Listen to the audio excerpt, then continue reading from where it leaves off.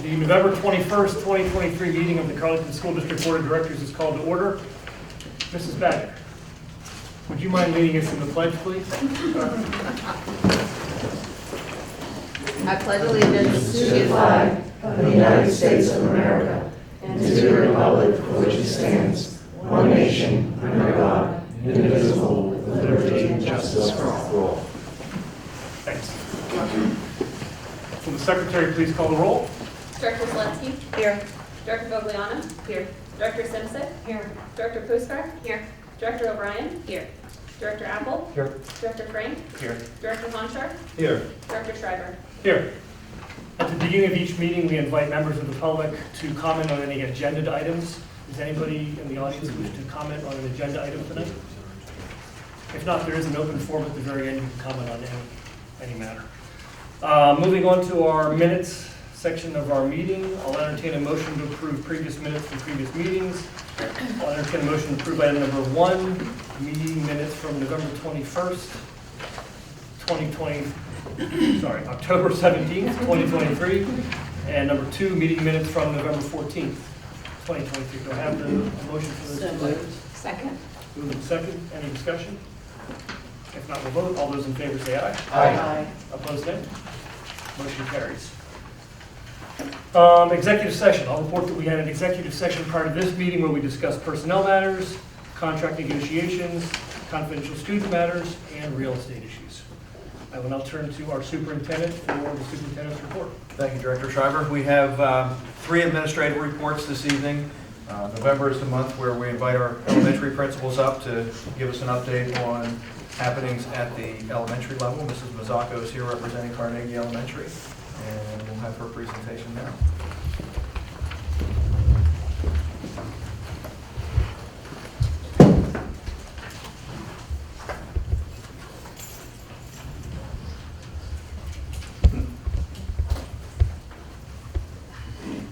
Passwords. It's Cougars Rock, I think. Right. I should have guessed. Josh will kill you.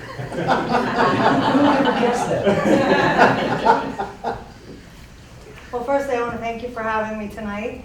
It's a pleasure to be here to share all the things that are happening at Carnegie. And one of the first things I'd like to share with you is a look at our learners. We continue to be a building full of different cultures. I like to call it a kaleidoscope of cultures at Carnegie. As you can see, the building is up to 27% English language learners out of our total population. As a whole, our population has grown this year. We have nearly 450 students in the walls of Carnegie. With that comes a lot of different native languages for our students, including Arabic, French, Swahili, Bengali, and Ukrainian, to be some of the top ones that we service. We are fortunate that we partner with the Allegheny Intermediate Unit to bring in additional supports for those students, including 3 ESL teachers, 2 full-time and 1 part-time teacher. This year we did get a new part-time teacher. Her name is Elisa, and she's been a wonderful addition in helping to service the needs of those students.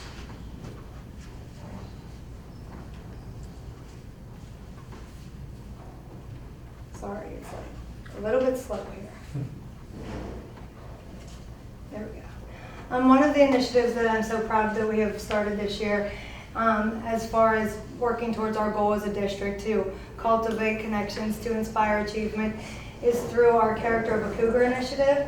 This initiative focuses on character traits and exemplifying those traits and amplifying them within our community of learners. Some of the traits that we are working on are care and commitment, and we are also looking to spark curiosity. This is something that we recognize as an overall part of building success for our learners, helping them to navigate both soft skills as well as 21st century skills in the learning environment. We have partnered with local establishments and working with our PTA to bring t-shirts to our students so that they can help carry on the pride that comes from the character of a cougar every Friday.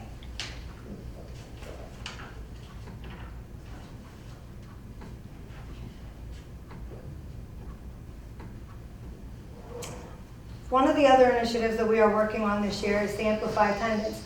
We are working closely with our homeschool visitor, Ms. Mudd, as well as our building counselor, Mrs. Chaffee. We have identified students who have had some attendance issues, and we have started a group that works with these students. They meet regularly and we monitor the data. Some of the things that we're doing is having parties once they reach their goal. It's individual as well as a group goal. And we are looking to build those connections with the home to help them understand the importance of coming to school regularly. We have reached out to them to provide additional supports through the services of Ms. Mudd, our homeschool liaison.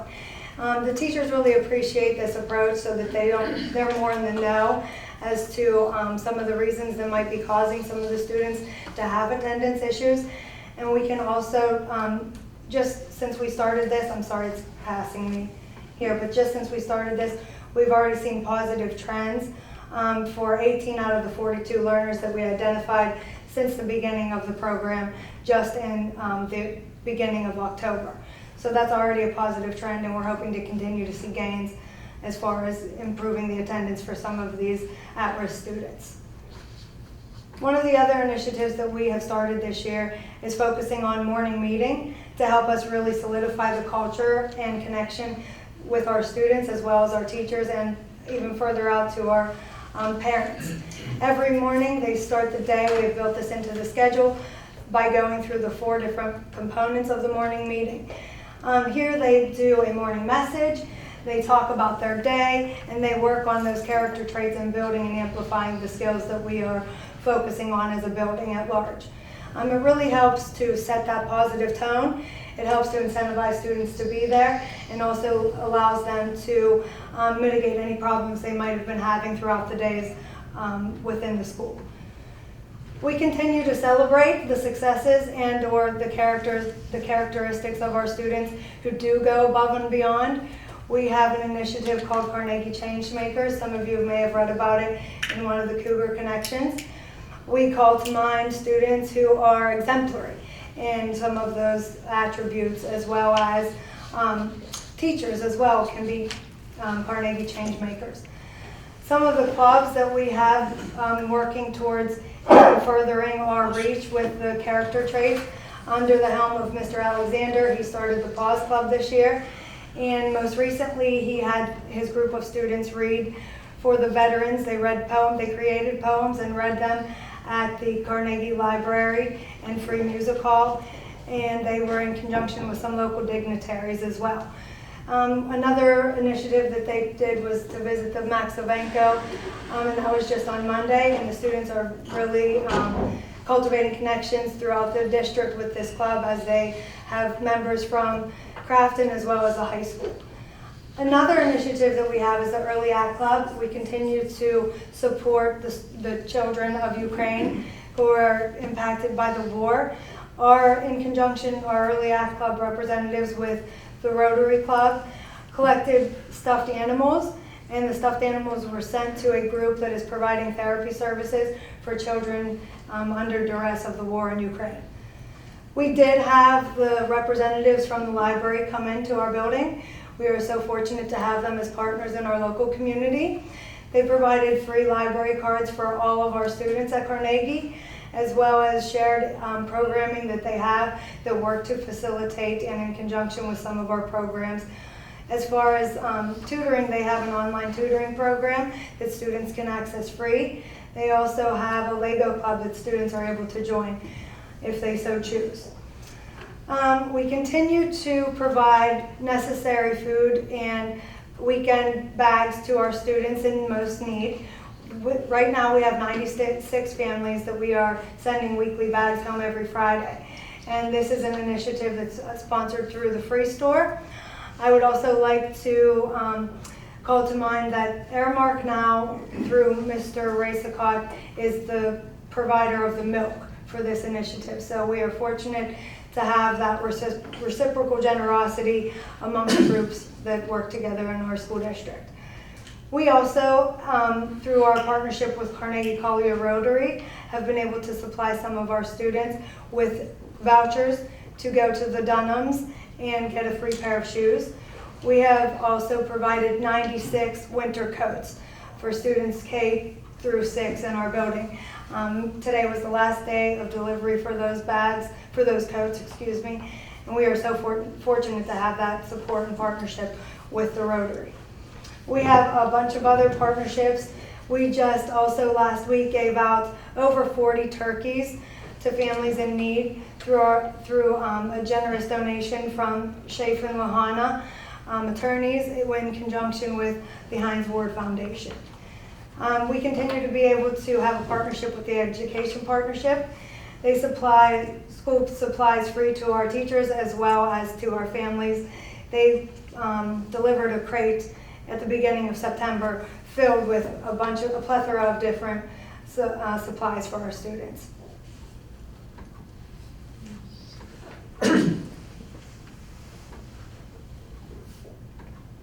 Sorry, it's lacking.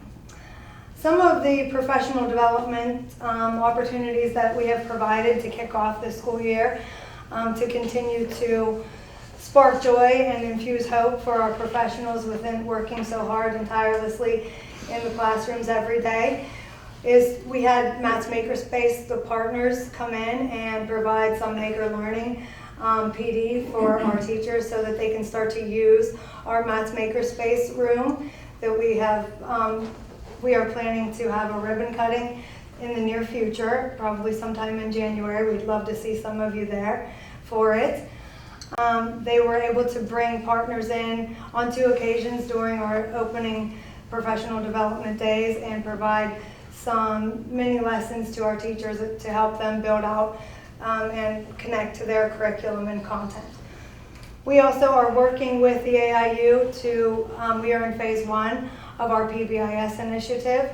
We have a core team established and we have half of the trainings done that are necessary in order for us to be recognized through the state of Pennsylvania. And we're looking forward to rolling that out to the whole school coming up next year. And one of the other things that we are working on as far as PLCs in my school is to build cross-content knowledge. One of the findings with structured literacy is that students need to have a breadth of knowledge on core subjects. And we found that if we marry our curriculum across content areas such as ELA, social studies, and science, we're able to provide a more in-depth base of knowledge for our students, for them to support their growth and academic achievement.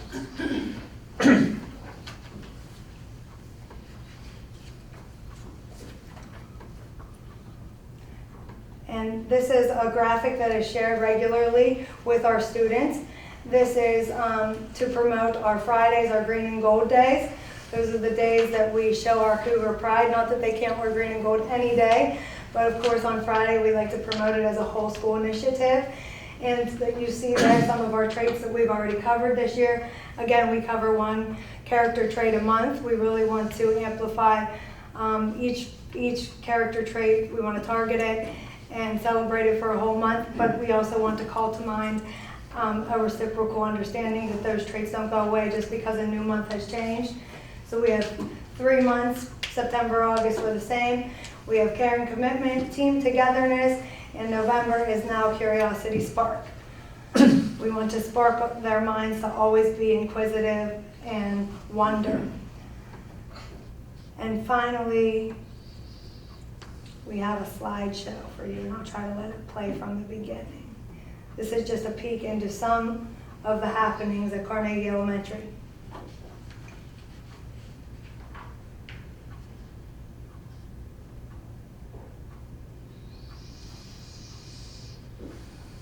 Those are the teachers during their professional development with Maker Learning.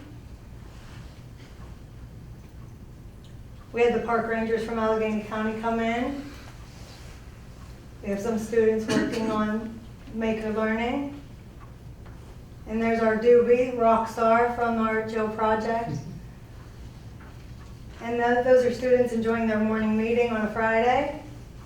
And that's some Halloween festivities. And our sunflowers from the back of the building. And I also would like to invite you, you have a card. You can scan that as we have launched the Carnegie Chronicle. This is a home parent communicator with live links and updates on a continuous basis for our parents to view some of the things that I just shared with you.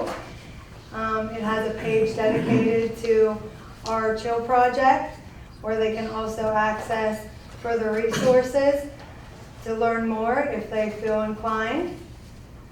There is a page dedicated to our Math Makerspace room. And again, there is a live link for them to learn more, should they choose. And we have a page dedicated to our very own free store that we are very proud of. They can learn more from the free store social media page. And they see some of our students working there in the store, volunteerism. We have our own calendar page here. It's specific to happenings at Carnegie Elementary. We have a lens on learning. This is something that will feature different peeks into the learning that is happening regularly day to day in the school. And I'll just, for 1 second, show you what we have here. In 4th grade, the students created their own take on a Macy's Thanksgiving Day Parade. And these are balloon floats. Mrs. Lewis does a wonderful job. And each image the students created themselves.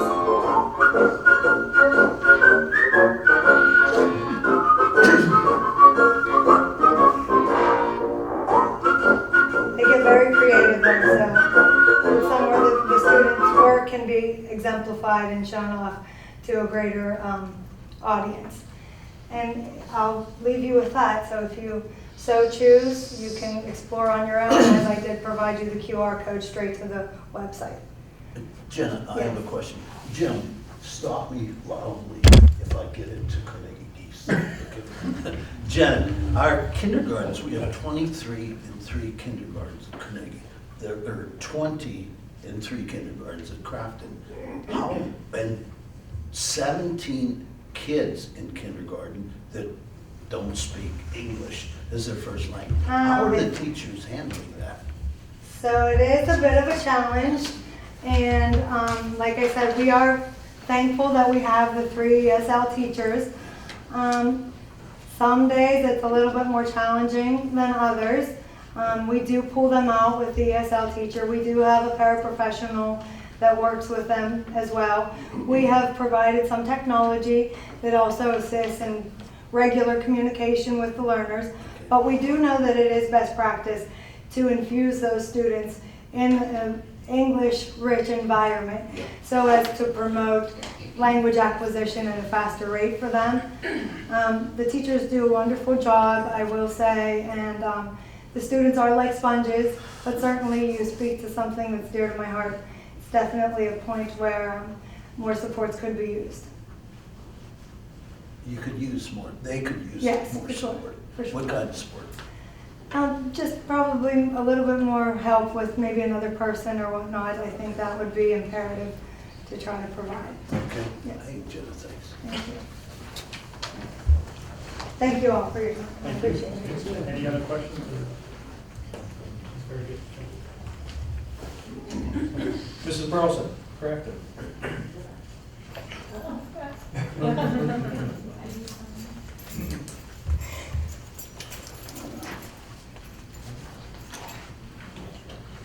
Thank you for having me.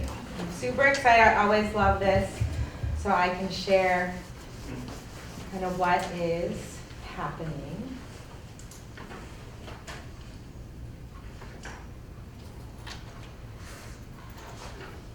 That's our beautiful building now. Very different. I'm sure you've driven past it, but it's amazing. I have strangers come off the street that tell us how wonderful everything turned out to look. So that was a lot of work. Thank you, Al, for always, it was hard, but I know you kept me in communication the whole time. We started with goals this year at Crafton Elementary. We saw our PSSA scores were definitely increased this year, and we wanted to kind of ride that wave.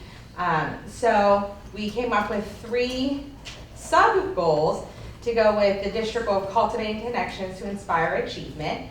Our first goal was to elevate academic achievement and core standards while also embracing a future-focused approach. And basically that is meaning we put things that were school-wide into place just to help elevate all of the things that are already great happening in the classroom. So we saw one of our grows could be writing. So we implemented a Writing Wednesday K through 6. And what that looks like is the K through 2 using more of their programs. They have writing pieces in our Wonders program. But in 3 through 6, they're practicing text-dependent analysis, they're practicing constructive responses in math, and that way it is something we're all doing on the same day. I get to see them all, they turn them all into me, we take time, the next bullet is data dive days, so we take time either during the 2-hour delays when they fit in, or in service days, and we bring all of our writing samples and we look at them together, we score them, and they also have elevation plans to just keep track of the progress, right? Because what gets measured gets results. So we are using we are thankful for the 2-hour delays and the extra professional development. Dr. Mantich has been great at professional development and partnering us with a person from Insight who comes and helps us look at data even deeper. We are partnered with the, AIU, and we've created this year an RTI core team, and they also come and they help more with the K through 2 teams as we look at students who need more title support, more activities during their intervention and enrichment time. And we also are piloting IXL this year. IXL is a computerized program that can be personalized, or the teachers can choose the different skills according to the needs. We're piloting that in grades 3 through 6, math and reading. There is also a science portion and a Spanish portion that the teachers can kind of play around with. And then we always have community partnerships, and I'll talk about that, but I decided that we wanted to take a step further and take some of those partnerships to the next level and create future focus partners, and I'll talk about that in this slide. So community partners are our partners that provide us maybe donations or supplies, like Fit Fiend in Crafton in the shopping center, if you've seen that. We have partnered with them when we were collecting food for the Crafton Ingram Food Pantry. They said, like, if you bring in something to donate, they gave you $1 off or something, and they brought us tons of food, and that's same with Red Valve. Red Valve does something in their business, and they brought in like 3 boxes of food for us to donate to the pantry. So those are our community partnerships, and the Crafton Ingram Rotary as well. They still do the dictionary distribution. They pay for Josh and Gap to come, and then when we have junior achievement, they pay for our luncheon to thank the volunteers because they're there all day. Now our future focus partners, next step is they do all of those things, but they also aren't a one-time and done. They come in and they come in once every couple months. They're grade level partners. So they, like Amazon, will come in and teach the students about a program, a coding program. So in fact, they're coming in 2 weeks because that is Hour of Code. So they will be working with our students. They also come in, same the PA Master Naturalist. They partner with a grade level. They take them for a nature walk. They look at insects. That might be for the younger kids. And they also come in and do career readiness assemblies. So we're on the very first year of that. I hope to like bring them more into the classroom so we can just get that career awareness of the different jobs and businesses that are out there. The next one is, our goal is to build an understanding of student mental health. With the first year of our Chill Room, coming off of our Chill Mobile, it has been a great success. We have a therapy dog as well named Kobe, and he is a great addition to Crafton Elementary. The mental health piece in our school is the Chill Room. The educator, Miss Sarah, and I think she was here last month, with COVID. And I believe we're getting our children therapist. We haven't had one, but I believe she's starting on December 10th. So we're excited for that. We have our full-time psychologist, counselor. We have a mindfulness room. We have sensory nooks with trampolines, flexible seating, and we also have a ESAP team, a student's assistant program that works closely with HSAO. And there's some pictures. There's Kobe. We hatched eggs in first grade, and you can see him. He's just like, he loved the little chicks. He was very happy. That's just some data I'm sure she shared with you, but we have seen a large number of students visiting, which is wonderful. You're familiar, I know Dr. Surdy has shared this kind of chart with you, but these are the numbers from Crafton as of probably last week.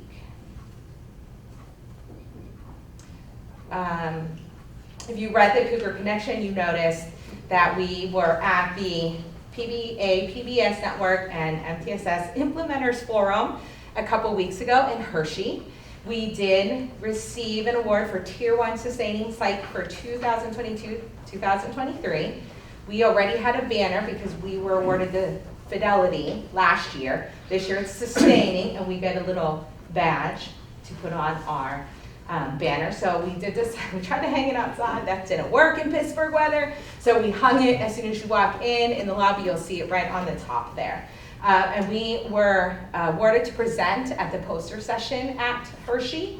And you can see that was me, Ms. Satara, who does learning support in 4 through 6, and Ms. Helen Shear, who's our counselor. So we were able to be there with so many other wonderful school districts and present all the great things that we're doing in Crafton. We also have a day of like we're doing green and gold. We do kindness shirts. So today we do t-shirt. We love alliteration in Crafton, so we do T-shirt Tuesday. So I have my t-shirt on. So just to go back, that is some of the things that we are doing with our PBIS program, and we're excited. We'll continue next year to get the next award, which will be Tier 2, and hope to present in one of the workshops. That's what we're aiming for.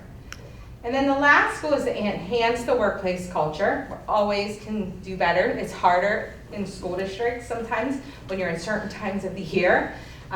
We always have to pump everybody up. And one of the things we are doing, and if you haven't read this book, it's amazing. So a couple years, if you remember, I won the MVP award through the Penguins, and I got a grant. So I used the money to buy this book called The Energy Bus for all our teachers and staff, including aides, lunchrooms, custodians. We all got a book, and we were just doing a PLC or a book study with the Energy Bus. And there's also a kid's version. So if you haven't read it, I suggest you do. It's a great read, and you can get it on your Audible too. With the Cougar community and just pumping us up and everyone around us, we have amazing alternatives led by Bridget Ward, who's in 6th grade. She just finished the food drive. We also did the stuffed animal drive prior to that, and we look forward to doing we do a Humane Society drive, animal drive, the Linus Project where they make blankets. We do a military drive. We will do our giving tree this year. Like I said, with Red Valve, they said that they would, maybe we could talk to, because I don't know if I have enough, but we will adopt like 20 families. So that was very exciting to hear. We took part, if you drove through the Halloween tour in Crafton, we lit up our windows and made it super scary. And then Crafton Elementary, we do take donations to help with the free store in Carnegie. Okay, any questions? Oh wait, hold on, I have to show, I don't know if you got to see this, but in our conference, we did get to share our video of the entire conference. So I'm going to share this with you. Crafton moves in a special way to do their best each and every day. Remember these words and you'll be a star. They're called the 3 P's and here they are. Be respectful, be responsible, be ready. No words can be better than these. Be respectful, be responsible, be ready. Crafton Cougars practice the 3 P's. Why do we have the 3 P's anyway? We Without the 3 B's, Crafton Cougars wouldn't know how to do their best. We'd be completely lost. We wouldn't know how to behave in a classroom, at recess, at lunch, or in the hallways. Just imagine what that would be like.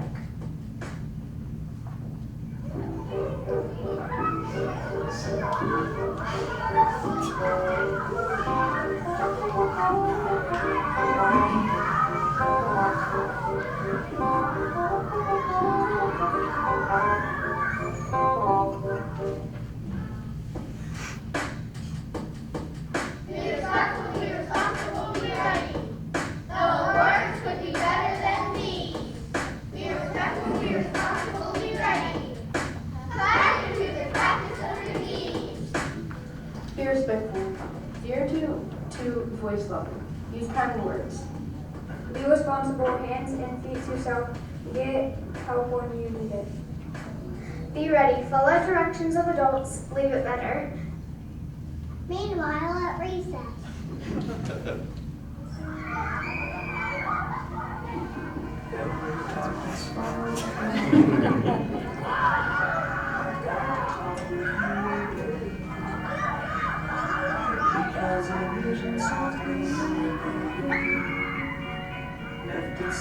They loved being able to do this.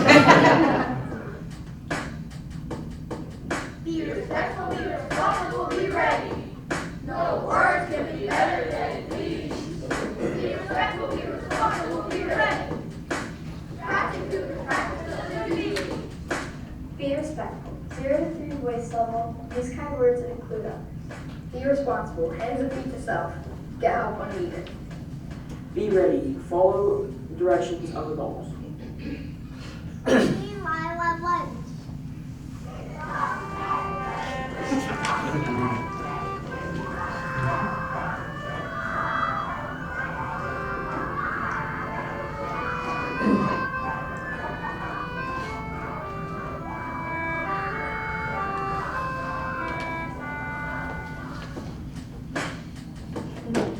Be respectful, be responsible, be ready. No words could be better than these. Be respectful, be responsible, be ready. Practice to your practice of duties. Be respectful. 0 to voice level. Use kind words and make sure to use names. Be responsible. Walk hands and feet to yourself. Be ready. Know your lunch choices. Leave it better. Meanwhile, in the hallway.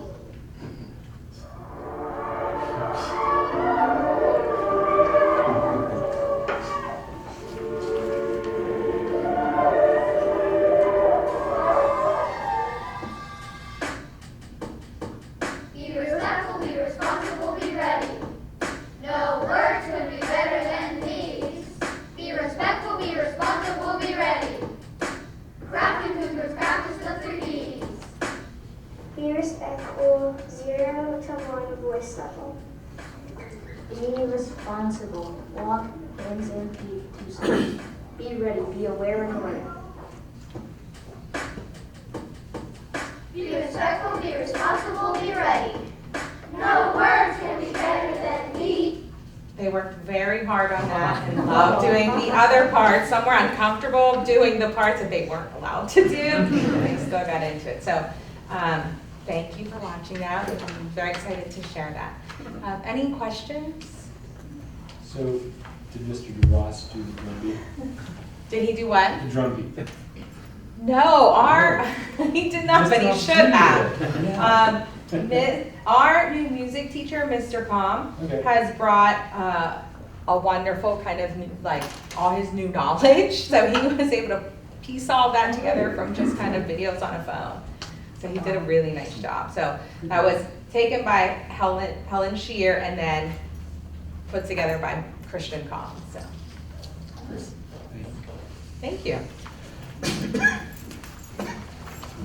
Did the kids get to see the video? Yes. So I do my announcements on Google Meet in the morning. So I'll share it once every couple weeks.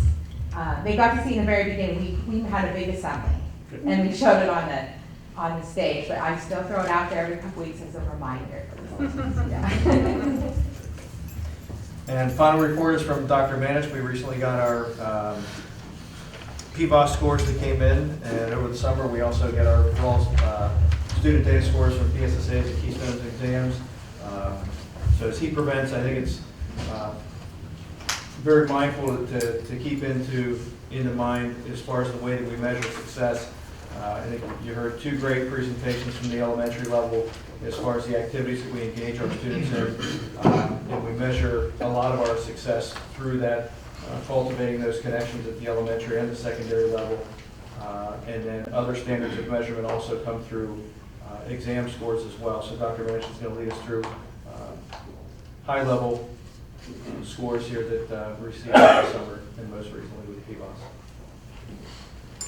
I don't know how I'm gonna follow that. This is unfair. That's why I said You go know, last. that was amazing. You have a song that goes along with your report, right? Oh, no. I wish I did now. I wish I knew I was gonna follow that. But, yeah, that was amazing. That was really something. Actually, I thought at one point when they were taking the videos of the kids, that's when I was down there helping out with kindergarten. You know, when they were jumping around and. That was when you were. That's when you're supervising. Yeah, that's when I thought maybe that's when they were taking the videos. And were you the cougar? No, He was. no, I wasn't the cougar. He was a smaller guy. But thank you for having me today. Today we're going to talk a little bit about our assessment summaries for the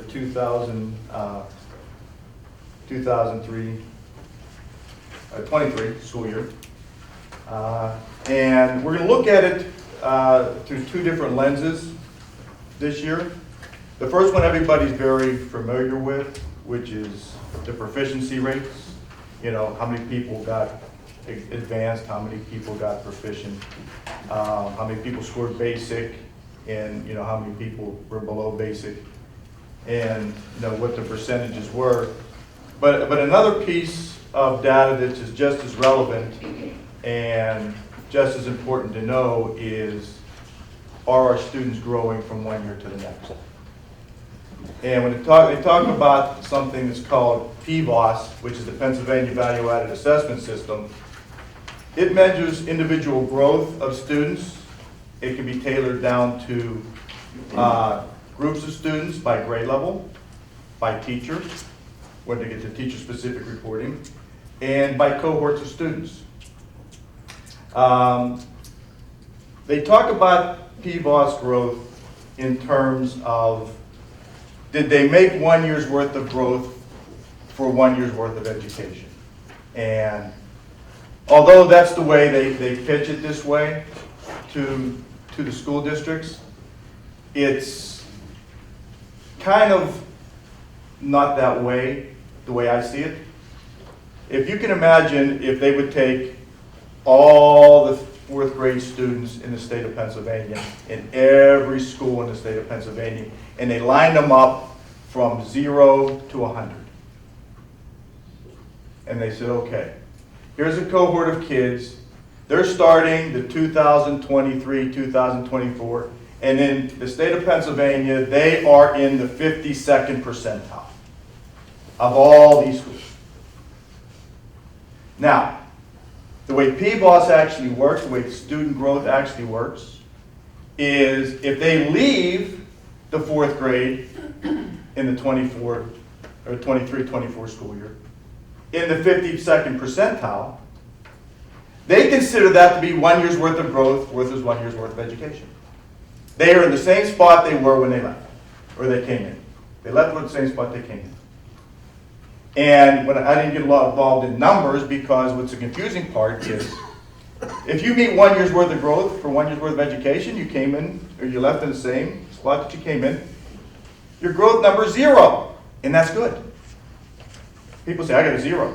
Oh, most people have a bad connotation, but technically 0 is good.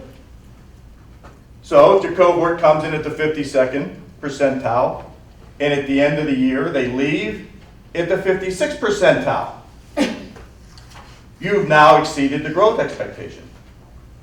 You're now in the positives. You'll get the positive 1, 1.5, 2, 2.5, and so on and so forth.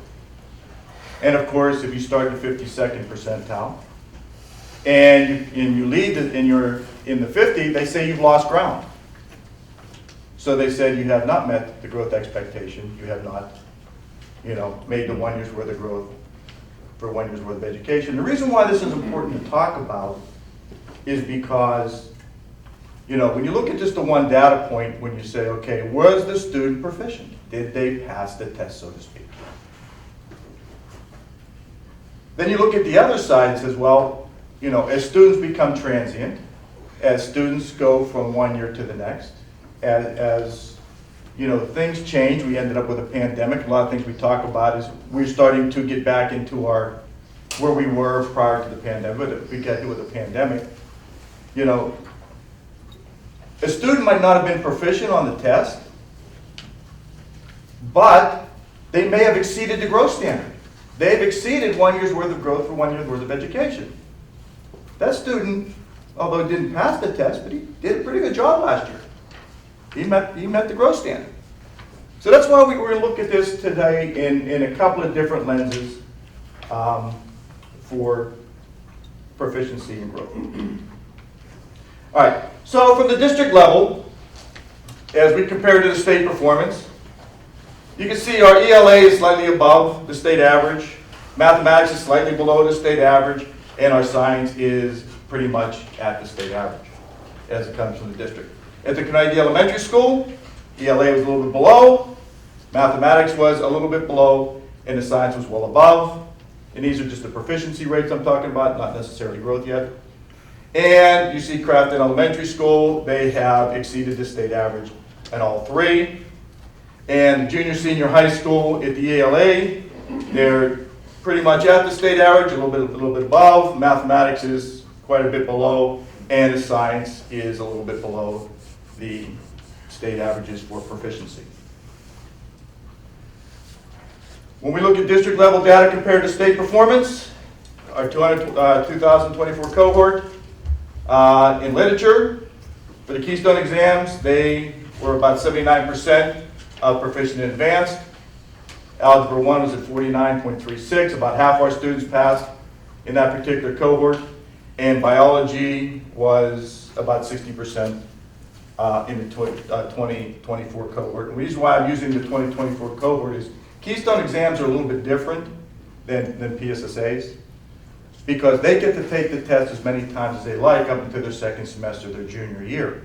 So their proficiency rate doesn't actually kick in until after the second semester of their junior year.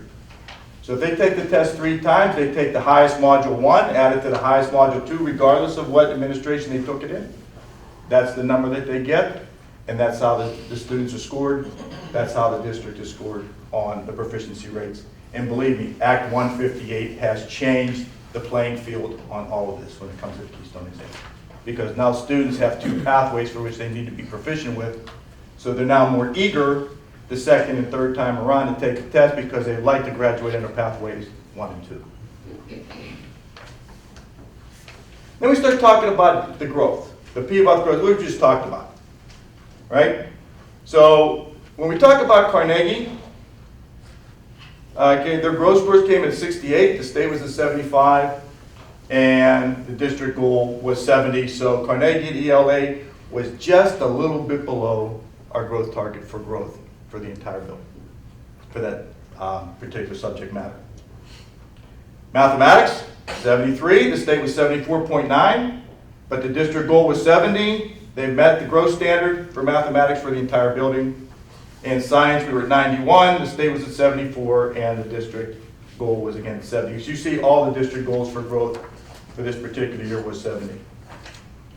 Okay, ELA exceeded. In ELA, they exceeded in math, and they were slightly below in science. And again, getting back when you talked a little bit more about growth rates, how did Crafton have such high proficiency rates and sometimes have lower growth rates? Sometimes when your scores from the previous year are so high, the expectation for the next year is even higher. And a lot of school districts across the state that they consider themselves to be very fluent, they have very high proficiency rates, they struggle in PVOS because it's very hard to grow the highest students that you have. So we always have to keep that in mind when we look at it. We talk about some districts that always complain, well, how can I grow my students? They're already, 70, 80, 90% proficiency rates. And that's what you sometimes have to keep in mind when you talk about growth as well. And in the junior, senior high school, ELA was at 62. We just missed the growth, district growth goal for that one. Math was at 50, and science was at 73. Science was the ones that actually met the growth from there. So, whoop, I gotta go back. Hey, Dr. Crater, how do I go back? The arrow down. Arrow down? All right. No? What do you want?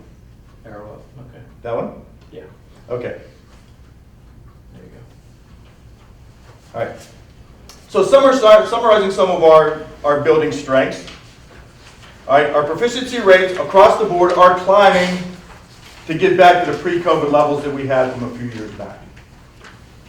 Our district level percentage of proficiency advanced in all tested subjects are at or very close to the state averages. Carnegie Elementary School exceeded the state averages for percentage of proficient advanced in science. Carnegie Elementary also met or exceeded the growth standard in math and science, and they just missed meeting the growth standard in ELA by 2 points. Crafton Elementary exceeded both district and state averages in all 3 tested subjects. Crafton Elementary met or exceeded the growth standard in ELA in mathematics, and the Carleton Junior Senior High School exceeded the state averages for percentage of proficient and advanced in English language arts, and they met the growth standard for science. Some of our district strengths. Our district ELL population performed very well. You know, they performed well above the growth target in grade 5. Now, the reason why I say grade 5 is there's a minimum number of students to become a demographic group by grade level, and I think the number is 11. So if you don't have that demographic at 11 or more, we don't have a, they call it insufficient, sample size. They don't give us that. But in grade 5, as a district, our ELL population performed very well above the growth target. Our district IEP population met the growth target overall in ELA.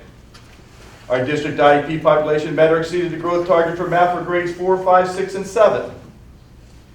Our district economically disadvantaged subgroup met or exceeded the growth target in ELA. And another thing they do talk about in PVOS growth is you can divide your cohort of kids into quintiles. And my favorite is I divide them into 3 groups. Your bottom 33%, your middle 33%, and your upper 33%. Because when you look at some of the data, and there's a wealth of it when it comes to PVOS, you can say, how are your different groups growing?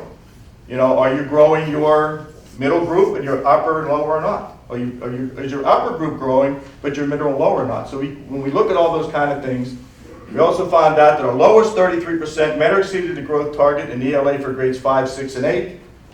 And the district's lowest 33% met or exceeded the growth target in mathematics in grades 4, 5, and 6.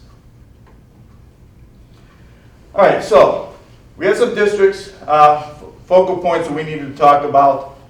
Obviously, increasing percentage of proficient and advanced in all building subjects and grade levels. There's always room for improvement when it comes to proficient and advanced students. We like to increase percentage of advanced and proficient students and growth measures in ELA and mathematics in grades 7 and 8. Target improvement in grade levels with lowest proficiency rates and growth. Increase proficiency rates and growth measures for Keystone Algebra 1, and having all demographic subgroups reach targets for growth in all subject areas. All right, so as a district, how are we going to approach some of these challenges? Well, as Marcia said before, district-wide focus was on using Ed Insight data to drive instruction. This is a data warehouse that provides us a wealth of information. We were able to provide training across the district on Ed Insight to access, examine, and respond to student performance data. We can see testing histories. We can see at-risk scores. We can see attendance. We can see prior student course grades. We can see a lot there is to know about a student, and they're right now at the teacher's fingertips. Just log in, pick up, they have a wealth of information. The district-wide focus on accessing and interpreting PVOS data to determine strengths and areas of growth for all of our students. We are interested in getting more into data-driven decision-making with those kind of ideas. Marcia also mentioned, and I think Mr. Loughran did it a couple weeks ago, our district-wide focus on text-dependent analysis and constructive response questions. This is the largest area of growth and will have the biggest impact on both proficiency and growth rates when it comes to test scores.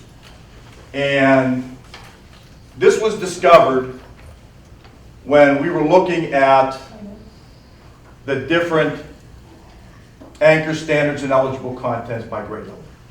Because we can break data down, how our cohort of students in 5th grade, how they performed on the different anchors and standards. And then you start looking at that data over time, back 3 years, back 4 years. You might see some consistencies where, you know, the 5th graders seem to do very well in adding and subtracting fractions. Every year, boom, boom, boom, boom, boom. But we didn't see that. Or they might have been very consistent, either good or bad, dealing with geometric figures. But it wasn't. It was inconsistent. Boom, boom, boom, boom, for 5 years. And we found that to be the case all through this data. It's very consistent. 1 year they're good, next year they're not so good. Following year they're okay, next year they're bad. So we started looking a little deeper. And we said, okay, now let's take a look at some other things. And we ended up falling on the text-dependent analysis and the open-ended questions, the constructive response questions. And that's where we found our biggest need for growth. So when we looked at this particular data, we said to ourselves, okay, how are the kids scoring on the open-ended questions? And just to preface this idea, 40% of the points earned on this test come from these questions. 40%. All right, so how are our kids doing? And here's what we discovered. If a kid scored from 0 to 4 on the open-ended questions, they were in the below basic category, but the closer you got into the 4s and the 5s, you were starting to get into the basic category. Then we start saying, okay, between 5 and 9 points on the open-ended and the constructive response and TDAs, they were starting to get from basic approaching proficient. Okay, you start getting to 8, 9, 10, 11, and 12. They're proficient, approaching advanced. And 12, 13, 14, 15, they're starting into the advanced category. Now, please keep in mind that when they score the open-ended questions, the TDAs and the constructive response, there's something that is called the minimal understanding. So when they grade, the professional scores grade them, if the student provides any evidence that they've understood anything about this particular question, they will provide them with a half a point. And then half a point rounds up, because that's the only thing that round up to the state. Everything else rounds down. Right? So, if you think about it, if a student reads the problem, provides any evidence whatsoever that they've understood the question, they understood the problem, and they have some idea of where they want to go with this, they'll get at least a 1. And if there's 4 questions on the test, they get a 4. But we have a lot of students in that 0 to 4 category. So where do we find most of our growth going to come is by raising these particular scores on these particular questions. And we thought one of the best ways of attacking this is to explicitly instructing students on how to answer these types of questions. And that's one of our focal points we have to address some of these district challenges that we have, to take care of the largest area of growth we need, and this will have the biggest impact on our proficiency and growth rates. And finally, we're incorporating a lot of use of instructional technology to help close the achievement gap in lower grade level content that was affected by the pandemic. And that's kind of an overview of what we have for our test scores for the past year. If there's any questions, I'd like to answer those now. I know I gave you kind of a top-down, not a real big granular view. I think some of you have that data already. So if there's anything I can answer for you. Ed, are foreign-born students excused from the tests? Well, the way it works Foreign is language students. they're not excused in math and science. However, if they're in their first year of a U.S. school, now that's cumulative, not just in Carleton.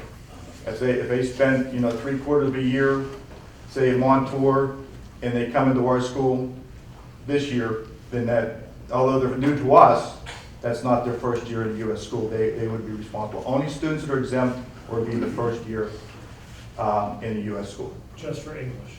just for English language. The other two, they have to take it. But surely that should affect the scores negatively, I would think. It might.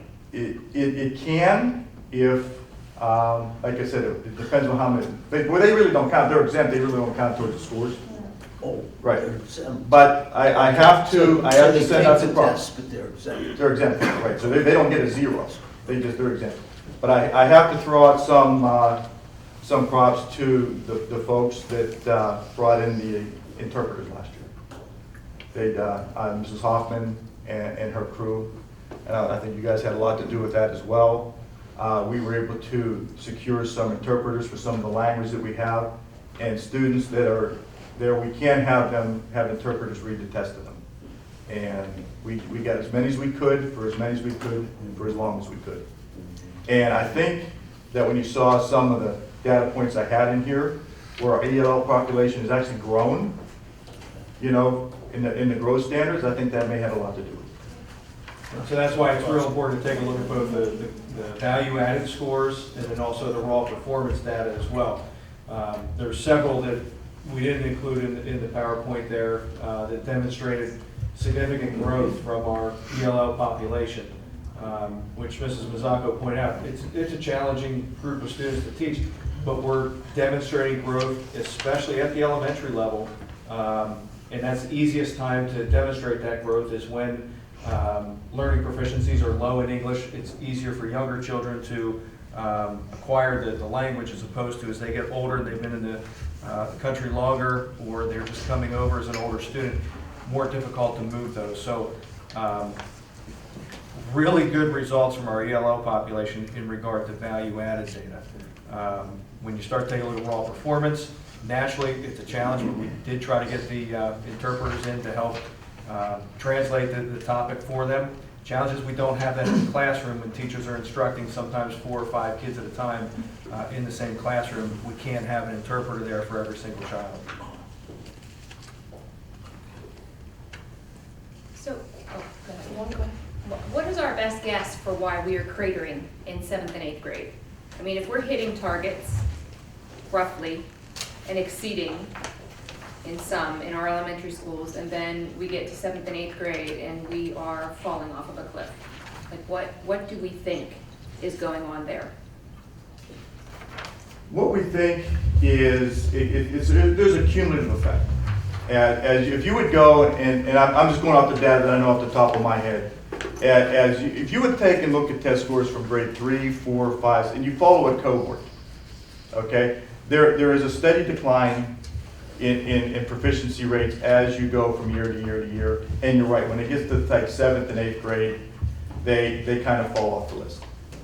A lot of things that we, like I said, we're trying to attack is you know, where is the learning loss? What is the learning loss that we had from, you know, the pandemic, which kind of exasperated this whole idea of falling off the cliff.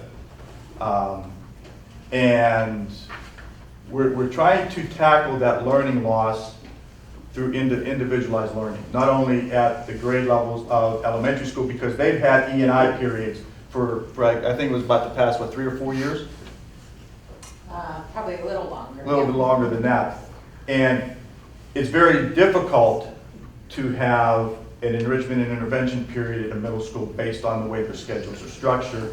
But we think we found a way for us to kind of attack that, and we're implementing it as we speak, and we'll see how the data comes out right now. Because it is very difficult in a middle school level to do, you know, an E&I type of thing. But we're going to give it a shot. We have a way, we have it. We trained the teachers on it, and it's being implemented as we speak. It's very new. It's probably within the past 2 or 3 weeks. So we'll see how that turns out. I think we're taking a look at the data this year head on, and we're recognizing it and creating that awareness to where those performance levels are, and really starting to use the technology that we have through our data warehouse, through EdInsight, to really drill down into that data. So the teachers are being able to take a look at how students are performing on the state exams, and tailoring their instruction to meet those needs. And then that last bullet point up there is also how do we leverage technology We've talked recently about artificial intelligence and different types of new technology that comes out that can better assist teachers in the classroom to help identify and remediate areas of weakness and concern. But from the part that we focus in on there too is the constructive response and the text-based analysis. I think it's also important to recognize that that type of focus is not just generated towards students performing well in an exam, but it's also making sure that, just as they talk about the elementary level, is having that broad exposure to a lot of different content areas and be able to synthesize and evaluate, analyze data, and come up with a solid constructive response based off of their learning. And that can be applied across the board then. That, it's how we measure success. Do we put all of our eggs in the basket of state scores, or do we also take a look at how students are performing in different tasks as well? But I think it's a combination of several things. Why we see that trend there at 7th and 8th grade, I don't know if we can put our finger on it right now, but what we can say is that we're looking at it deeply and addressing it. I'm very confident, we can mark the tape here, very confident that going into this testing season that we will recognize some significant growth, especially in that area of constructive responses. Because I know our teachers they're hammering away at it, which is good. Are constructive responses used across the entire test, or is it just in certain sections? Because are there math section open-ended questions? Yes. Like I said, when it comes to the point values on the construct of the test, they're different in the elementary schools and the PSAs, but it's safe to say about 40% of the points on the test are going to come from constructive response questions. 60% will come from multiple choice. And those constructive responses are scattered throughout. It's not So you'll have a series of multiple choice questions, then you might have 1 or 2 constructive response questions. And they come in part A, B, C, and D. So they can be 4-point questions, or that's how they scored, 4 points for this, 4 points for that. A constructive response question in math, is it a word problem? It is an open-ended question. It's not that you have to have a way of getting access to the information by reading, formulating a plan, and going through. Now, those are more of the extended constructive response questions.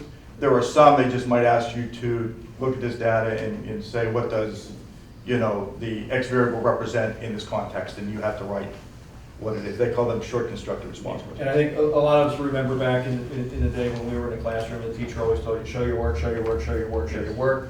A lot of kids are able to, boom, go from point A to point Z, get the final answer. And the teachers always look for what's in between there to document the work with that.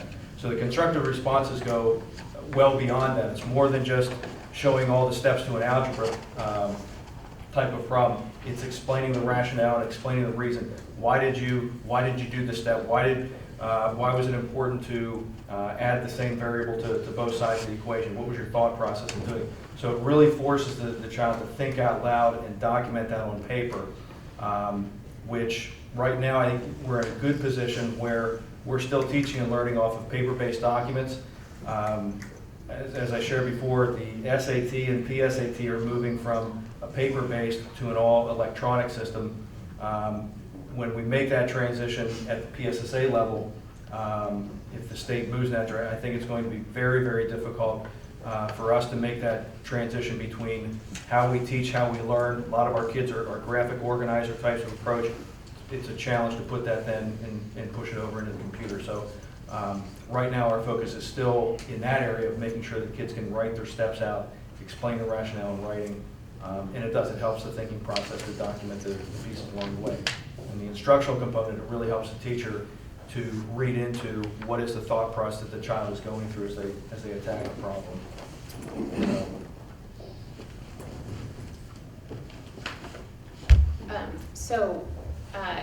Thank you for this data. It's really helpful, first and foremost, and in my time on the board, we haven't seen this level of detail, which is great. And I think it is one piece of the puzzle. It's not the full puzzle, but as I'm looking at the data, what stands out to me is the junior, senior high school math scores in particular, both on the Keystones, and then when you look at the junior, senior, or the high school math PSSA proficiency data were significantly below the state average, and then the growth scores also did not meet state average. So how are we thinking differently about math? I understand that the text-based analysis is going to help with that, but how are we specifically focusing in on those financial literacy and numeracy skills that our students are going to need? Okay, well, there's kind of two parts to your question, if I got it right. One, you're talking about the PSSA scores and how they are sitting in the 7th and 8th grade level. And the second part of it is financial literacy, which we are addressing in 2 different courses. Unless I misinterpreted the question. I'm much less concerned about financial literacy Okay. with this question, sorry, but numeracy in particular, right? So if our PSSA scores are low on math, and then that's also translating into low Keystone proficiency levels on algebra, something's falling off the rails with math in particular. What is that, and what are we doing to address it? Okay. One of the things we talked about, I think Dr. Craig addressed it too, is we are trying to close achievement gaps from the earlier levels, especially at the 7th and 8th grade level. We think that there's an issue there that we can find growth in. So we're attacking that. And another thing is when you're talking about proficiency rates as you're going through the different grade levels, the 7th and 8th grade math is a problem across the state, always. I mean, even if you look at what is the state proficiency levels, they are low. So a lot of that had to do with coming in and saying, okay, what are the new standards that they taught? I mean, I know we're about 5 or 6 years in to the standards, or even longer than that, but we had that break in that pandemic situation where we had some learning loss. I think if we approach rigor a little bit more, and when I'm talking about rigor, it's not necessarily difficulty, it's just what does the task ask us to do? That's where the open-ended questions come in. What are these tasks asking us to do? What kind of higher level thinking skills are they asking us to do for these types of questions? And we're trying to address that through that. We talked about the explicit instruction of those type, problem solving strategies are a big thing. I mean, when I was back in school and I was a teacher of math for 19 years, we talked about the 5-step plan. Understand, plan, solve, answer, and check, back in the day. Okay, so those are the kind of things we're using to address it, hopefully just to get to where we need to be. But again, the biggest thing is closing the achievement gap, I think. And the thing about too is the 7th and 8th grade PSSAs. I've been involved in doing item analysis with the state for about 15 years. And one of the things our committees have been approaching the state with, and we do have a woman now that's running the department, that we've always said that we would like to be less of a reading test for mathematics than it would be a math test of skills. And we are, through the past couple of years, we've been able to accomplish that, but they're not going to be operational for a few more years. So trying to cut down on all the erroneous information that they're giving us on these particular questions. And that may help as well, because sometimes they can be a little challenging in the way they're worded.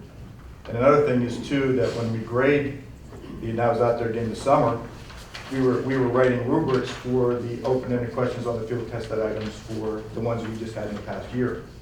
What are we going to accept as an acceptable answer for a 1.2, 0.3, 0.4 point? And it's funny because I became the 1499 person, because when we're looking to build these rubrics for the kids, and we're deciding as a committee if we should or should not accept something, I turn my name tag over and on the back was 1499. Are we going to let that particular one keep the kid from passing that test and give them a 1499 as something he has to retest? So we kind of have a different viewpoint from that standpoint, from more globally, on how we want to look to score these tests as well. But again, maybe some of that, and what we're targeting here for our kids with closing the achievement gap, explicitly teaching the kids how to deal with these particular tests. And if I would dig in further into the data, probably the 7th and 8th graders are probably higher in the lower 0 to 4 category than any other grade level. So I hear you saying that the test is maybe inequitable at the state level, and that the state overall score is lower Low. in math than it is Right. everywhere else, but our scores are even Right. lower than the state Right. average is. Mhm. And I'm not hearing you say, here's our explicit strategy for targeting numeracy in math, and here's what we're going to do about it. And so, if we don't have specifics on that now, that's fine, but it maybe at our December meeting or in between, like, or at our next education and tech committee meeting, we can dig specifically into if these aren't indicative of how our students are doing and there's other data that you want to present to us to show us, here's actually the fuller picture of numeracy here at Carleton and how we're preparing students Such to as have. anchor standards and eligible Sure. content? Yeah, that's the one I was telling you that when I looked at those over the past 5 years, they were inconsistent because when let's say for example these open-ended questions I've been talking about for a while now, they are incorporated, let's say, and they're not the same ones every year. So maybe one year they're going to get geometry and solving 1 or 2 step equations. The next year they may get adding and subtracting fractions and data analysis. And next year they might, but they rotate those questions, those points for those back into the data analysis in those anchor standards and eligible content, which was creating the fluctuation from year to year in those skills. And that's what led us to take a look at, if these are fluctuating all the time, there's no consistency there, why is it inconsistent? It's inconsistent because the only consistency we had was the low scores for open-ended questions. And those were not getting, when those get counted back into the anchor standards and eligible content, they were affecting from the year to year why data was fluctuating. So that's how we determined that, that's why we wanted to attack the open-ended questions, that we're going to get the biggest growth. And in turn, if we raise those, it's also going to raise those scores for the individual anchor standards eligible content that they are applied to, which means we're going to see growth across the board. And the numeracy aspect of things, I think it's extremely important that at the elementary level, when we take a look at math proficiencies and computational skills, one of the pieces we're going to take a look into is also just calculator usage in general. Calculators over the years have been widely spread, and we want to take a look into at what level are we using calculators, how we're using those calculators during instruction and learning, because as math content continues to build on itself, if the fundamental skills of multiplication, division, addition, and subtraction are not secured, it makes it much, much more difficult to understand integers, understanding variable expressions, algebra, areas of science with balancing equations and so on. So it's looking at, is there a piece there just with calculator usage and computational skills? Is it going back to old school types of speed tests of pencils and boom, banging out the multiplication problems, division problems without the use of a calculator? Numbers, the neat part about that is, no matter what language you speak, the numbers are still the same, and the computational skills can be acquired there. So that's a piece that we're going to further investigate too.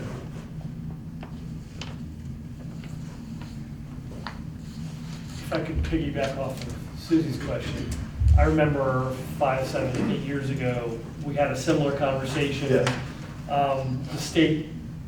The state results were low back then as well, so we had struggles, but so did the whole state. So the whole state. If I remember correctly, we looked and we invested a significant amount of money in a whole new curriculum for math, K-12 or K-8 or? Yeah, we did K-8. K-8, so a whole new K-8 program, so holistic new paradigm in what we're teaching from K-8. And I think at the 7th and 8th grade level, we flipped some teachers around to try to say, hey, is there somebody that might have a different approach that can inject something different in it? And I don't know that we saw any difference in the outcomes. We saw proficiency rates rising, not to the levels that we see it from our baseline. I mean, for our group of kids, we were getting more proficient in advanced based on that, and we were growing until we got hit with the pandemic. Now we went down, and now we're starting to build our way back up again. And I think we renewed the new version of that particular curriculum that the teachers from K to 8 last year went through another rigorous process to select curriculum for for mathematics, and they renewed the newer version of the Envision Mathematics. They liked it so much that they did that. And we also have, as part of the program this year, which we just got in service in a couple weeks ago, something called Success Maker. That's more the technology that Dr. Kreider was mentioning to us about implementing in the classrooms to help to, again, close the achievement gap for the students using technology. Based on the numbers, and I think Dr. Puskar's comment is good, like the numbers Yes. are just very, very low. and Yes, they It's are. not anywhere close to what our target should be. If we changed the curriculum, if we did some teacher flipping, those are sort of two obvious, not easy things, but those are obvious targets we can throw something at. And neither of those appear to work, so Well, it sounds like there's shots in the dark, like Dr. Pushkar was saying, the data is, if we're able to drill down further into the data, that's what should be guiding, what we're doing to rectify the my hope problem. is the data's gonna tell us something that Right, we can draw, but right. ultimately So there's, do you feel like you have, I don't think we know, I think that's. Yeah, I mean, do you feel like, We gotta the figure it data out. that you have access to now is gonna help guide that better than what we had previously when we were like, well, let's switch. Yes, switches around? when we looked at this particular data, we came up with these kind of focal points for this year. We were looking at where can we make improvement? Where do we believe that we need to But is target? that new for you then, you have more information now than you had available to Yes. you in the past? Yes, Okay. we do. And like I said, analyzing anchors and standards was usually something I really like to do. But when you get these inconsistencies and you have to try to find out why, and then you start looking at how students perform in certain things, that, like I said, the open and constructive response questions was the biggest So glaring. that's the target. Yeah, so that's the target, because that'll also drive the anchor standard eligible content proficiency rates as well. How well are our students, how many points are we earning in each one? That increases that, it increases the overall test scores, which increases the proficiency and advance rates. So we see that is a big glaring deficiency, and we're trying to attack that as hard as we can. Another thing that we talk about, anchor standards and eligible content. A lot of times, it might not be that the student doesn't understand the standard itself. For example, solving two-step equations. The student can probably solve two-step equations. The ones they had on their test had fractional coefficients. They couldn't do fractions. But how do you pull that out? That's something that has to be done, inside the classroom and looking at other pieces of data. So, it's very intricate sometimes when you look at that granular of data. Can they solve two-step equations? Yeah, they do it in the classroom all the time. Can they do it with fractions and decimals in the same problem? Now they struggle. They know the process, but they don't get the right answer, and the multiple choice question is all or nothing. Ed, real quick. Yes. The one comment you made, I think, was really insightful. The number of students that were scoring 0 to 4 Yes. on those questions was very large. And in possibility, some of those, or many of those, didn't answer anything on those. That's what it kind of leads you to believe, because of the minimal understanding kind of things. We want to try to eliminate, and like I said, when we do the test items, we see a lot of kids, when we go through them, they write, I don't know, they'll draw pictures, they're just, any off-task thing will get you 0. Right. If you, for example, say that there's a problem dealing with geometric figures and you want to find the area of a square, and you went to the formula sheet, you pulled off the area of the square formula to get started with, that's enough of a minimal understanding to get you a 1 on that question. Do they provide us with scanned copies of the test? Like, can we see which were left blank? No, we don't get that at all.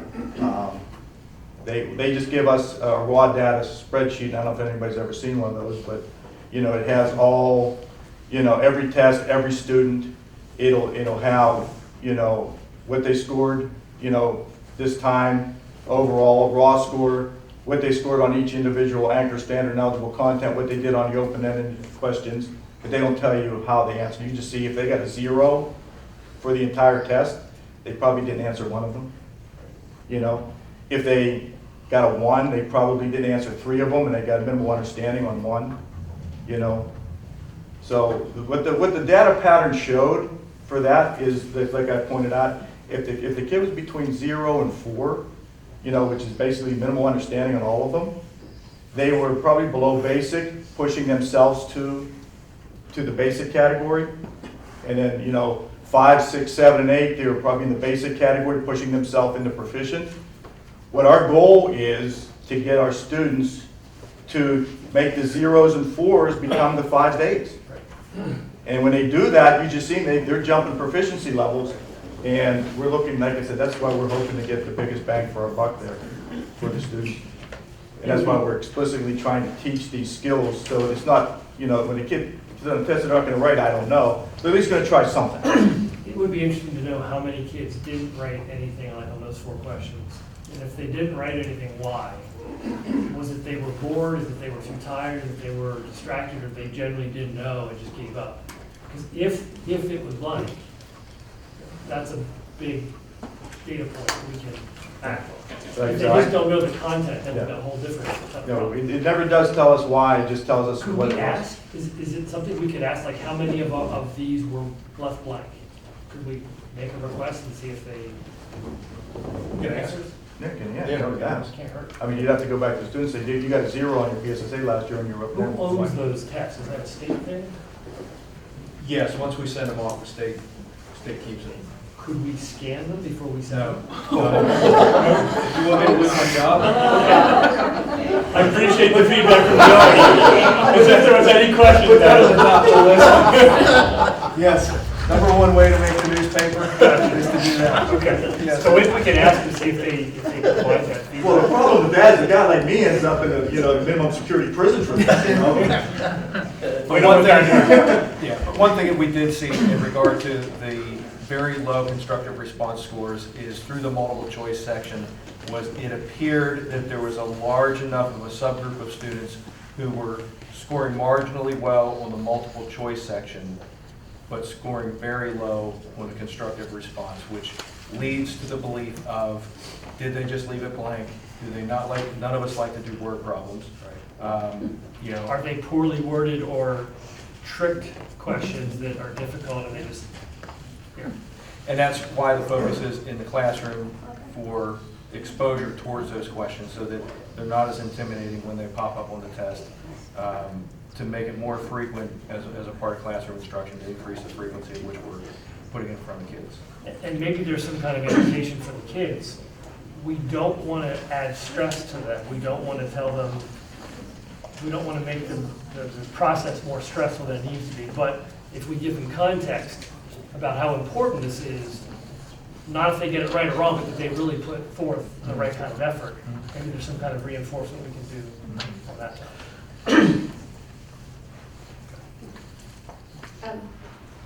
In order to make good use of everyone's time, can I make a suggestion to the chair of the Ed Tech committee that we have an Ed Tech meeting and talk about numeracy and algebra in particular, and then we can, if there are other questions, we can talk about them then.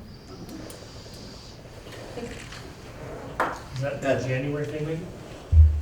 I don't think we have those meetings scheduled yet, but okay. At a committee? Yes. The next, the January committee meeting, right? Yeah. If that's what, if we aim for that, then it gives the team time to think about it and compare some data. Is that? Yep. Sounds great. And this is an off question. You've seen our textbooks. Are our kids being taught in depth about the Holocaust? In depth about the Holocaust, we have a Holocaust Studies course as an elective. Great. So they have that as an opportunity. With the average kid? But the average kid, it's probably not as in depth as taking that particular But they're course. being taught? Yeah. I mean, when you talk about history, and Dr. Craig and I talk about this all the time, history keeps going, and we talk about our courses, we say from the beginning to, 1855, up to Reconstruction, that's a kind of a finite period, but from 1855 on, this thing is growing, growing, so maybe we need to look at some different type of electives and different type of courses and how we teach history, because that second course is getting kind of very large with the topics that they have to cover from Reconstruction to present, because present keeps going and going, like the Energizer Bunny. So Yeah, so they probably get it very superficially at one point, but we do have a Holocaust course, yes. Okay, thanks. And that, Director Schreiber, includes.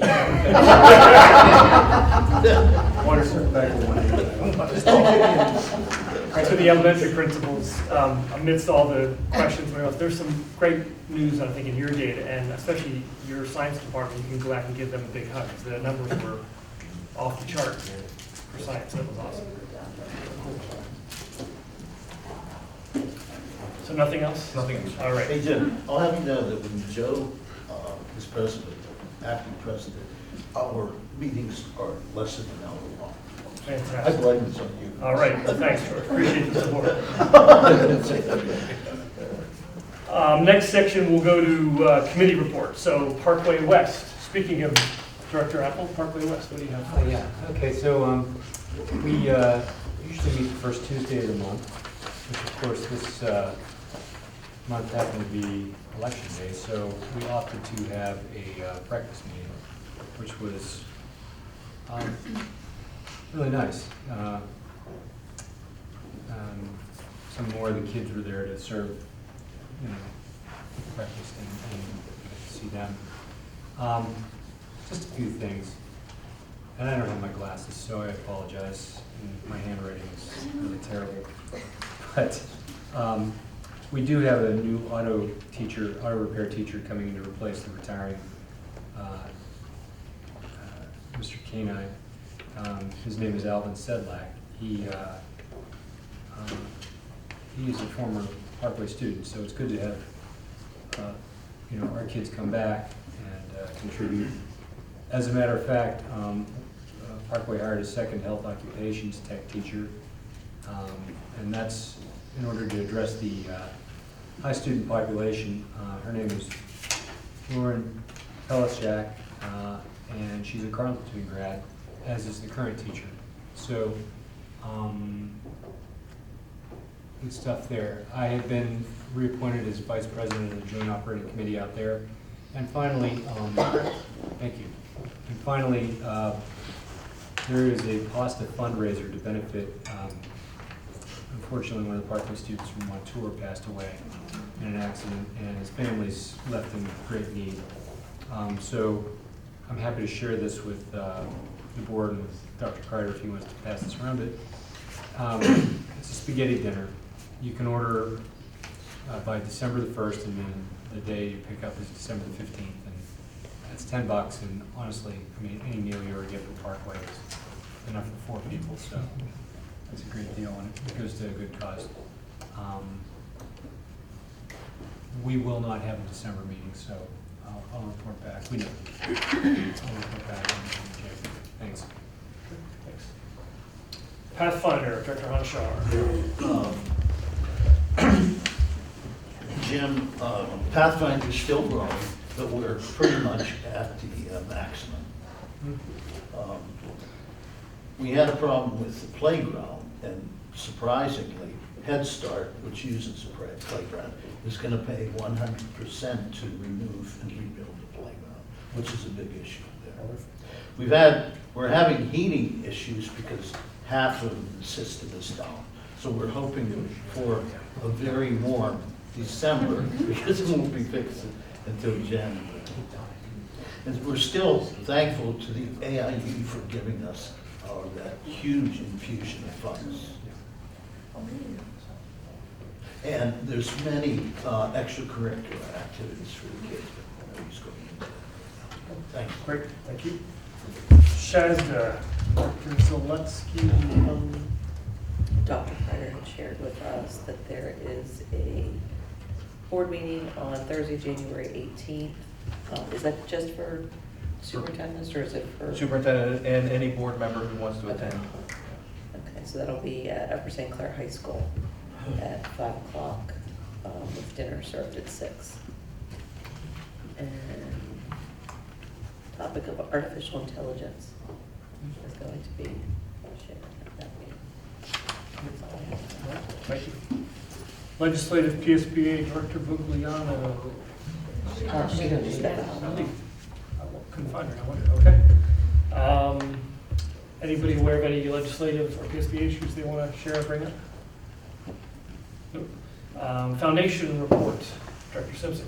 Well, they had, the foundation met on November 14th. I was unable to attend. It coincided with our committee meeting here. But they reported on the success of Purse Bingo. Everything went really well, and we thank everybody who participated and was there to enjoy the fun. It's a well-known event because they do such a good job of it. So, you know, Purse Bingo, net proceeds were over $17,000. Fantastic. Yeah. They also, at that meeting, they awarded some mini grants to teachers, and then started planning Taste of Carlington, which would be the next thing. So I don't know the date for that yet. I'm sure that'll come up soon.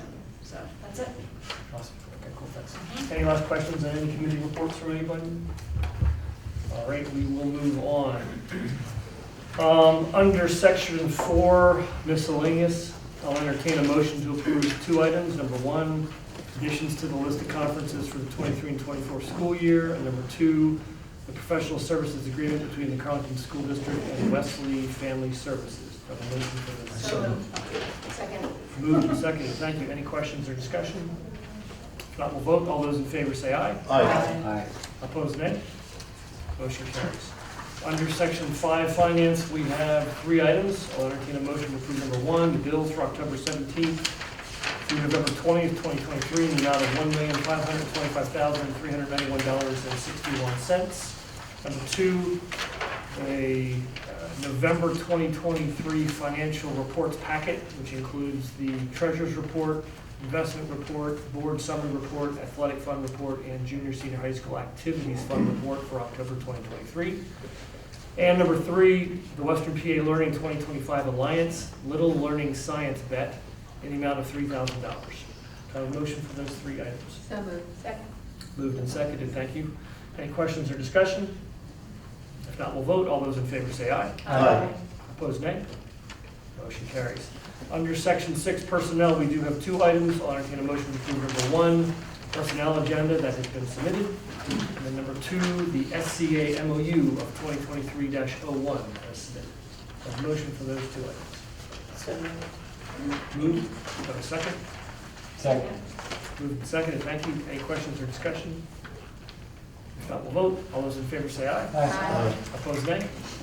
Motion carries. Under section 7, 2 items. I'll entertain a motion to approve number 1, additions to the list of field trips for the 23-24 school year. And number 2, to grant the administration the authority to dissolve inactive activity accounts and distribute remaining balances in accordance with the PDE regulations.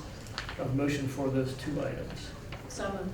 Second. Moved and seconded. Thank you. Any questions or discussion? If not, we'll vote. All those in favor say aye. Aye. Opposed, nay. Motion carries. Policy services, no policies this month, Dr. Craig? No.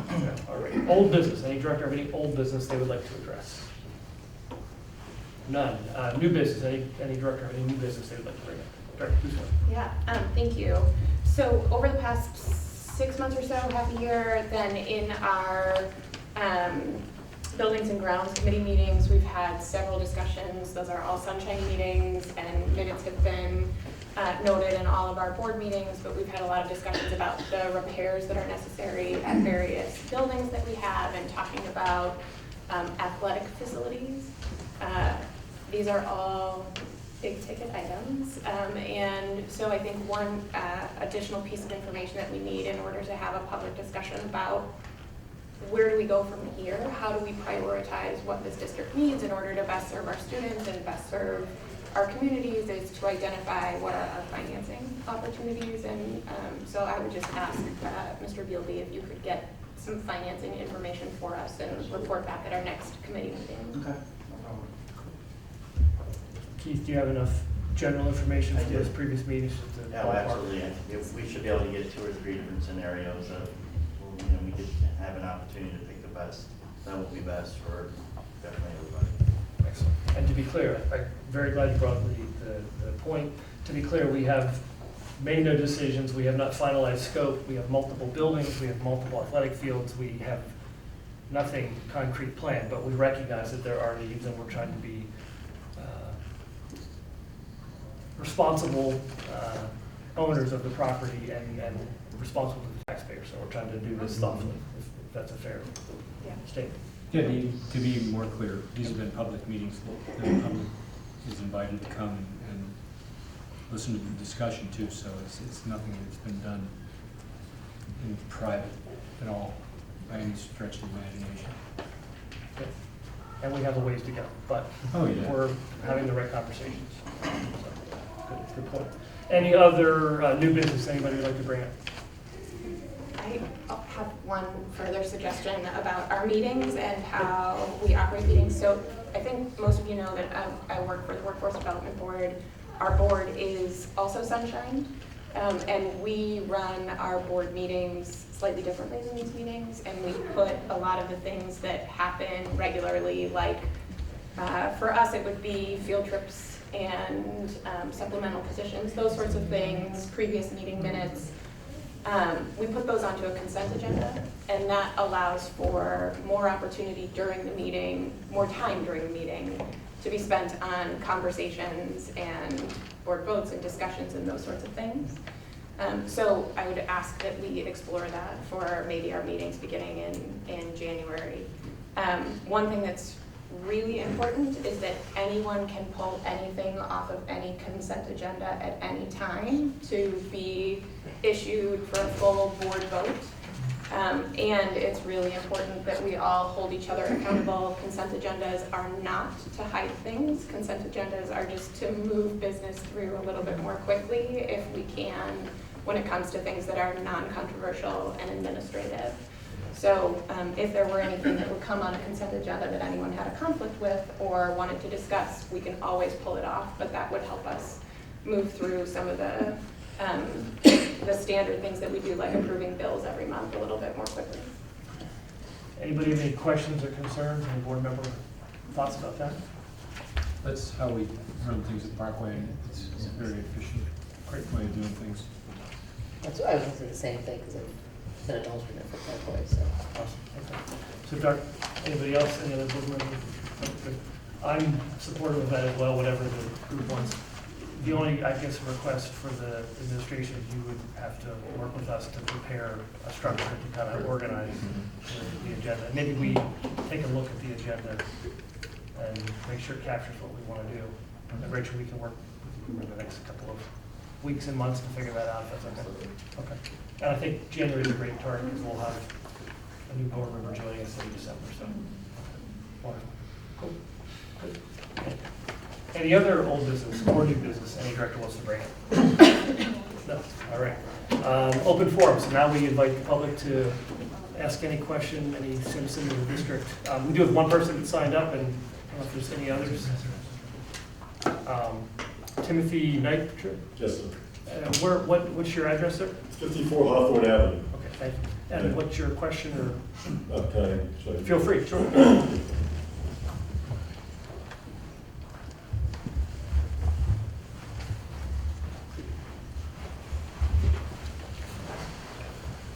Good evening, everyone. My name is Timothy Nitra. I am a Crafton resident. I've lived in Crafton since about 2006. I currently live on Hawthorne Avenue, which isn't too far from Crafton Elementary, and a few doors down from one of your former students, Mr. Bill Coward, whose shirt I saw hanging on the wall. This is my first time here or ever at a school board, so I'm a little nervous, excuse me. I also attend Hawthorne Presbyterian Church, and I'd like to introduce you to LifeWise Academy. LifeWise Academy proposes to teach biblical truths and character traits to students that are presented within the Bible. Such traits would be gratitude, giving thanks. And what a better trait given that this week is Thanksgiving. Perseverance. An example of that trait in the Bible would be found in Genesis, where Joseph had to overcome captivity and prison, and he excelled in a foreign land. And humility, as I am humbled to be here speaking to you. And also patience, as I appreciate your patience as I go through this. I think it's important to know that LifeWise Academy is privately funded. It is conducted by parental permission and is held off school grounds during a free period that occurs during the school day and the program is allowed by Pennsylvania law. As an example, there is an ongoing program at the Stowe Rock School District Elementary School, and Ms. Marlene Chioda is a volunteer in the Stowe Rocks program. And I also understand that Pine Richland is going to be having a program beginning in January, a couple months from now. LifeWise Academy is going to present this program to Crafton Elementary students and parents and provide the Hawthorne Presbyterian Church to be the location to learn about these biblical character traits. The pastor, Paul Niger, is the standing minister, and he's looking forward to have LifeWise Academy use the church for the students as it is within walking distance of Crafton Elementary. So there is a website, lifewiseacademy.org, and I thank you for your patience and your attention. Thank you. Are there others in the audience that would like to ask questions? If there's none, board members, any other open forum topics or questions? My only open forum is to thank Mr. Jude Frank for his service on the board. Jude has been serving on the board now for several years. This will be his last meeting. Jude has been very insightful, especially in regard to managing and being stewards of our finances and of our property. Has done a very nice job at digging down into the data, providing us with what many of us have never heard of, with his Monte Carlo reports, and running the factors through that. But Jude, thank you. I think your service here on the board has been greatly appreciated by all of us, by the community as well, and would recognize your desire to step down, but we will certainly miss you for sure.